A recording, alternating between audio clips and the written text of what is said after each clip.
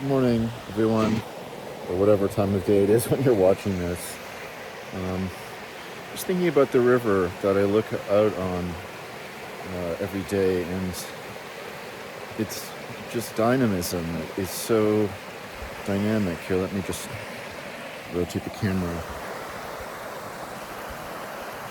It is the very image of life, which is, as I conceive it, as a non-scientist, which is essentially a set of dynamic forces that have a certain sort of homeostasis. That is, they have an integrity that keeps them going and keeps them transforming themselves and everything around them. And life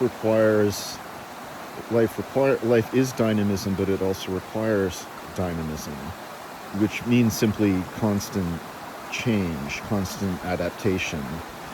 And for me, being fairly dense, a kind of external illustration of this idea of dynamism is really useful to me, and the river gives me that every day when I look at it. And this is really helpful for me in thinking about the idea of flow state, in which you are not consciously directing your actions, but almost submitting to a kind of state of free improvisation. And musicians who play improvisational music know exactly what this is.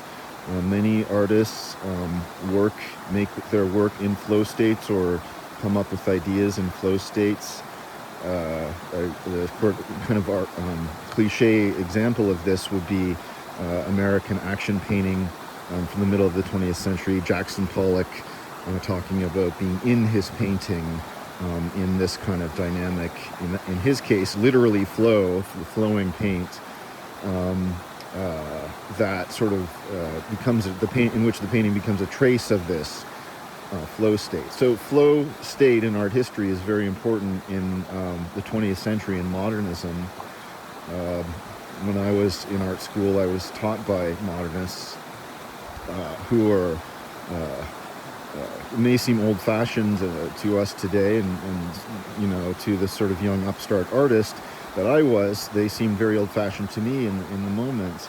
But with time and experience, I can see the real wisdom in their thinking about the idea of flow states. And in modernism, in art, this sometimes gets translated into the idea of first thought, best thought. I think this is big, and I think this is a sort of Ezra Pound type of thing.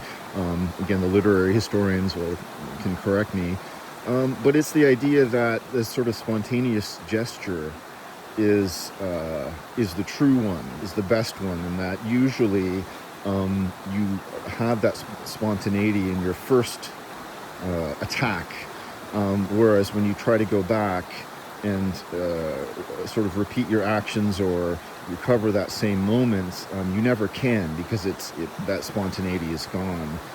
I remember sitting around with friends as an art student, making fun of this idea. Oh my gosh, they would go on and on about how authentic that stroke was, and how it clearly represented the sort of spontaneous truth of the artistic endeavor.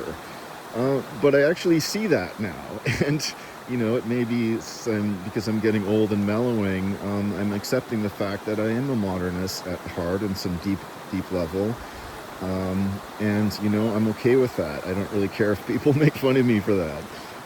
But I think there's a certain wisdom in the idea of this spontaneity, whether it is in the act of creativity or in the act of thought or in speaking, in discourse.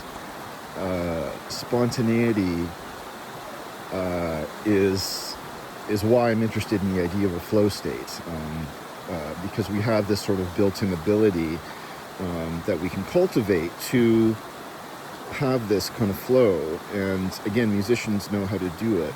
Monks know how to do it. I've been thinking about this because of a practice of walking, daily walking, that I have adopted, that I find absolutely essential. I have to begin my day with a walk. Otherwise, my brain just doesn't work for the rest of the day, and I have a terrible day. So I think that's about the sort of mechanical, repetitive nature of walking.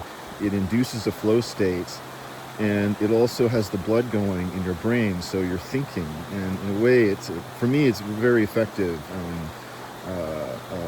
way to both accelerate thought and find this kind of meditative sort of state that's free of anxiety, free of a kind of externally imposed goal.